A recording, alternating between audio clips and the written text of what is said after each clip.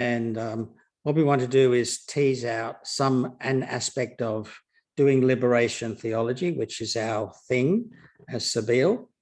And so the topic we've chosen is liberating theology, which is a bit of a, I guess, a riff on liberation theology. So liberating theology and resisting empire, topics that I think are close both to Jesus and also to Assis Naim. So I'm going to go into sharing my screen and bringing up the presentation that I'm using, and we'll just go into the next screen straight away. And I've set up a stopwatch here on my phone because I wanted to move through these 3 sections in about 8 minutes for each of the sections. And we're trying to use this with a number of our online webinars for the next little while so that we can then harvest some 7 or 8 minutes mini videos that we can post on the web, just as short videos on topics.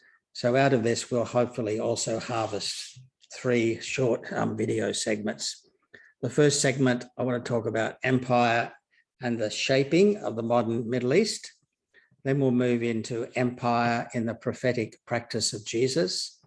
And then the final third will be thinking about a theology, or what theology might look like for us in our own time of living in a period of empire, believe it or not. So let's start with empire and the shaping of the modern Middle East. And we actually only have to go back just over 200 years to the time of Napoleon, who was engaged in an attempt to not only conquer Egypt, but Palestine, and establish a large French imperial domain in the Eastern Mediterranean.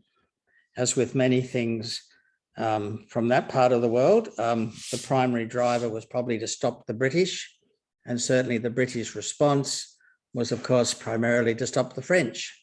And that, of course, is exactly the point. The interplay of the rivalry between empires has very much shaped the area that Europeans call the Middle East. So in the case of Napoleon, he invades Egypt and then Palestine from between 1798 and 1801, and of course lays siege to Acre, and unsuccessfully, because while he was there to promote French interests, the British were doing everything they could by sea to make sure that Acre did not fall to the French. And so the British were supplying the Ottoman defenses in Acre while the French were laying siege to the city. From the French perspective, the strategic goal was to stop the Brits having easy access to India through what would later become, of course, the Suez Canal, but at the time was, even without the canal, was still a shortcut to bring goods up as far as you could in the Gulf of Suez, transport them over land, put them back on the boat and get them through to the UK. Interestingly, access to oil was not the issue at that time. There was access to India and to tea, as well as other exotic products. So I mentioned the British were involved in the campaign to support the Ottomans against the French, as always, and particularly assisted in the defense of Acre. And one of the interesting things from this campaign is there are reports, it's difficult to pin down, but persistent reports that Napoleon at one point issued a decree, or was about to issue a decree, inviting Jews from around the world, probably meaning Europe, to come to Palestine and to form a Jewish homeland based on Jerusalem. So the interplay of European imperialism and Zionism, even before that word is invented, is interesting. Then we come to the British response. As I've mentioned, they opposed, did what they could to complicate the French adventures in Palestine and Egypt. In 1841, in partnership with the Prussians, that we don't hear much about anymore, because this is pre-Germany. We have the formation of the joint Anglo-Prussian bishopric of St. James in Jerusalem. And the deal was that the Church of England would appoint the first bishop, the Lutherans would appoint the second bishop, but we enjoyed it so much we never let the Lutherans have their turn. And so they eventually set up their own church hierarchy in Palestine as well. The first Anglican bishop, I believe, was a converted Jew, and he arrived on Her Majesty's ship Invincible, which says something about the imperial interests. 1845, Christ Church is established just inside the Jaffa Gate, and its focus was on mission to the Jews and providing social and these days we'd say aid and development assistance, but particularly dealing with lots of very poor Jewish people who were struggling to have a decent life. And that ethos has remained with Christ Church, of course, ever since. They're very pro-Israeli and very strongly Zionist in their outlook.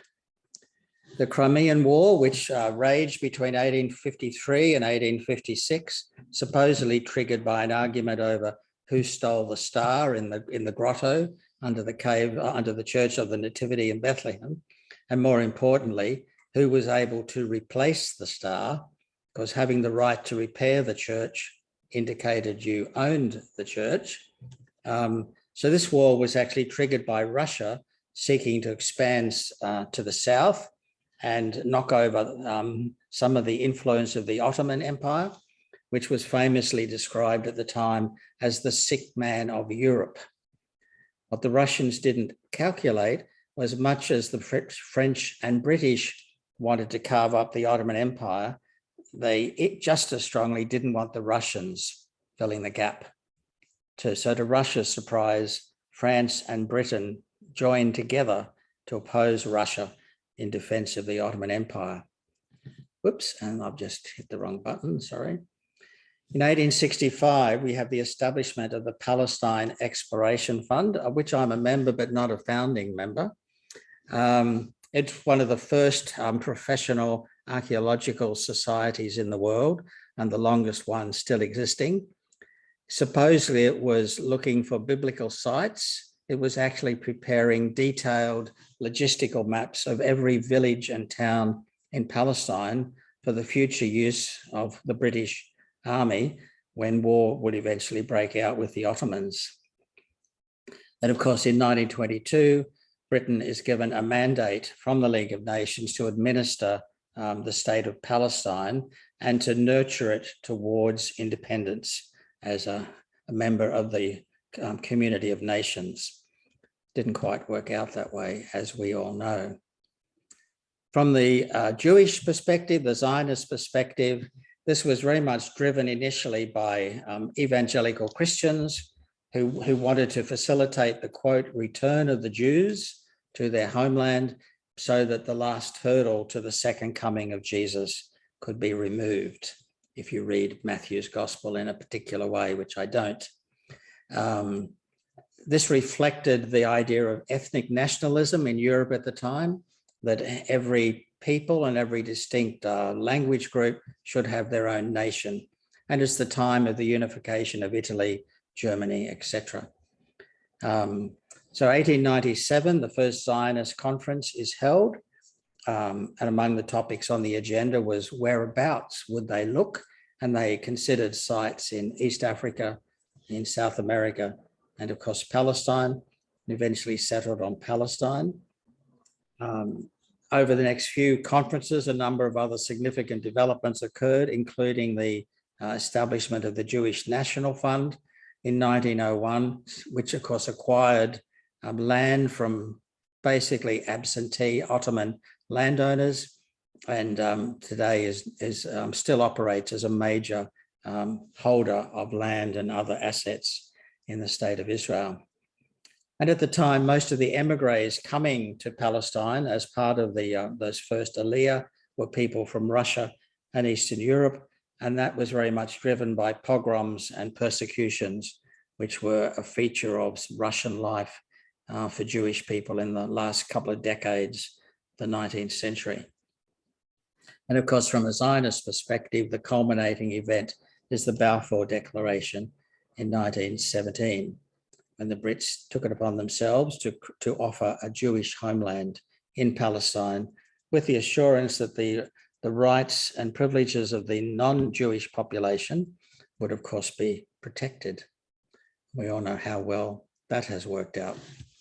So the plan was, this is from May 1916, while the First World War is still happening, and the plan was to divide the Middle East between French and British interests, give a little bit to the Russians and leave some for the Turks to control as well. Of course, in the end, it worked out a little bit different, but most of the pink area was where the oil was to be found. Syria and Lebanon stayed in the French sphere of influence, and Turkey didn't play ball. And of course, we all know about the Armenian Massacre as well.